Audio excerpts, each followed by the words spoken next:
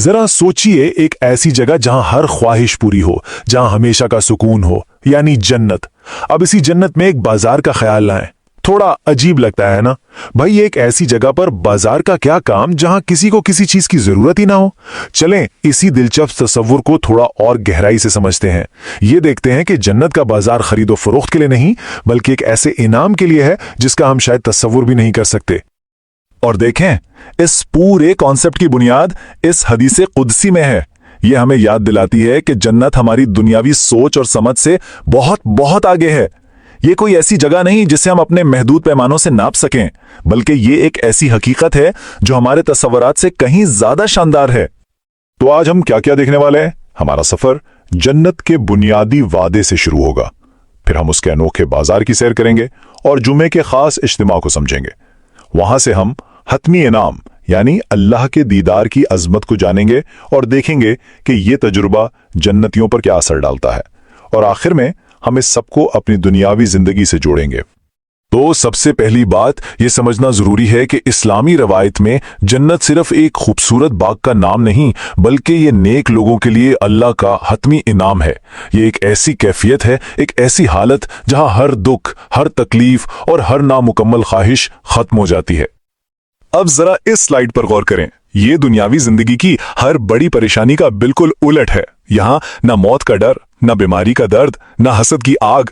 ये एक ऐसी जगह है जहां सिर्फ और सिर्फ सलामती, खुशी और अल्लाह की रजा है। हर ख्वाहिश के पूरा होने का यकीन और हर दुआ के कबूल होने का इत्मीनान। और जन्नत आप समझ लें कोई एक जैसी जगह नहीं है, बल्कि उसके कई दर्जात हैं। हर दर्जा अपने से नीचे वाले से कहीं ज्यादा बुलंद और हसीन है। और सबसे ऊंचा मुकाम फिरदौस, जो अर्श इलाही के साये में है, ये उन लोगों का मुकद्दर है जिन्होंने दुनिया की आरजी लज्जतों पर आखिरत की दायमी नेमतों को तरजीह दी।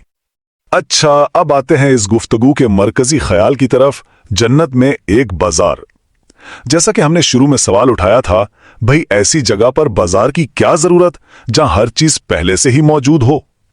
इसका जवाब हमारी दुनियावी तिजारत के तस्वुर से बिल्कुल बिल्कुल मुख्तलिफ है। ये मुवाजना देखें, कितना वाज़ेह फर्क है।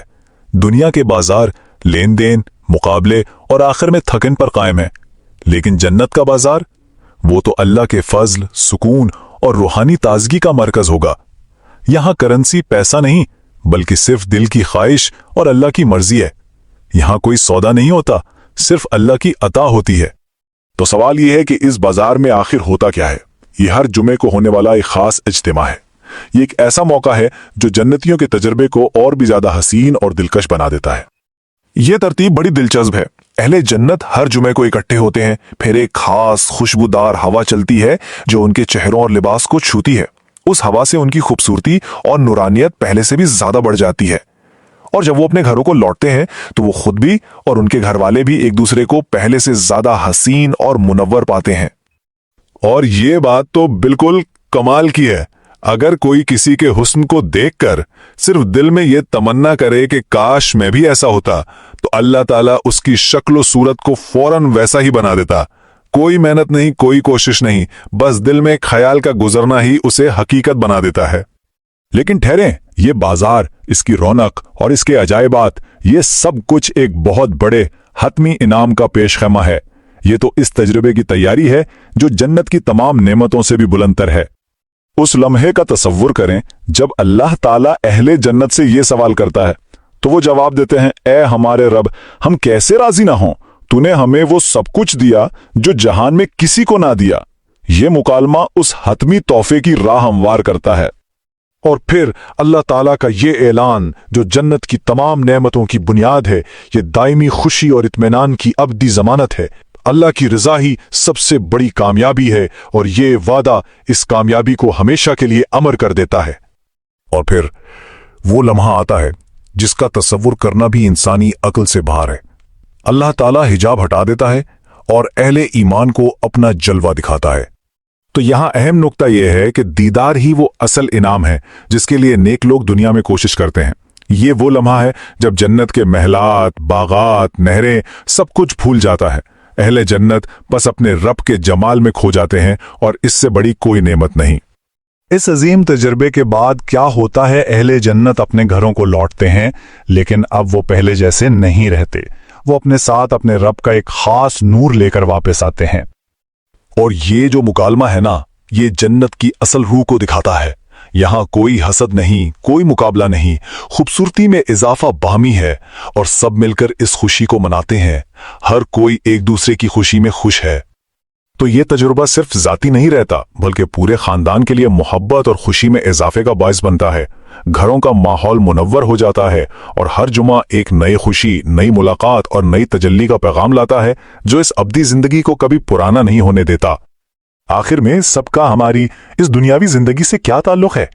جنت اور اس کے انعامات کا یہ پورا تصور زمین پر رہنے والے مومنین کے لیے ایک مقصد اور ایک گہرا مطلب فراہم کرتا ہے۔ تو اہم بات یہ ہے کہ یہ تفصیلات صرف کہانیاں نہیں ہیں، بلکہ یہ ایک یاد دہانی ہے کہ اصل اور ابدی زندگی آخرت کی زندگی ہے۔ یہ نظریہ ہر مشکل میں صبر کرنے اور نیکی کے راستے پر ثابت قدم رہنے کی ہمت دیتا ہے۔ جنت کا راستہ وہ اسی دنیا سے ہو کر گزرتا ہے۔ ایمان کو مضبوطی سے تھامنا، نماز قائم کرنا، گناہوں سے بچنا اور اللہ کی مخلوق کے ساتھ مہربانی اور اچھے اخلاق سے پیش آنا، یہی وہ اعمال ہیں جو اس ابدی انعام کے قریب لے جاتے ہیں۔ چلیں اس گفتگو کو اس گہرے سوال پر ختم کرتے ہیں۔ یہ ہمیں یہ سوچنے پر مجبور کرتا ہے کہ شاید سب سے بڑا انعام کوئی جگہ یا چیز نہیں، بلکہ اپنے خالق کے ساتھ ایک بے پردہ محبت بھرا رشتہ ہے۔ یہ وہ تعلق ہے جس کے سامنے جنت کی باقی تمام نعمتیں بھی ثانوی حیثیت اختیار کر لیتی ہیں۔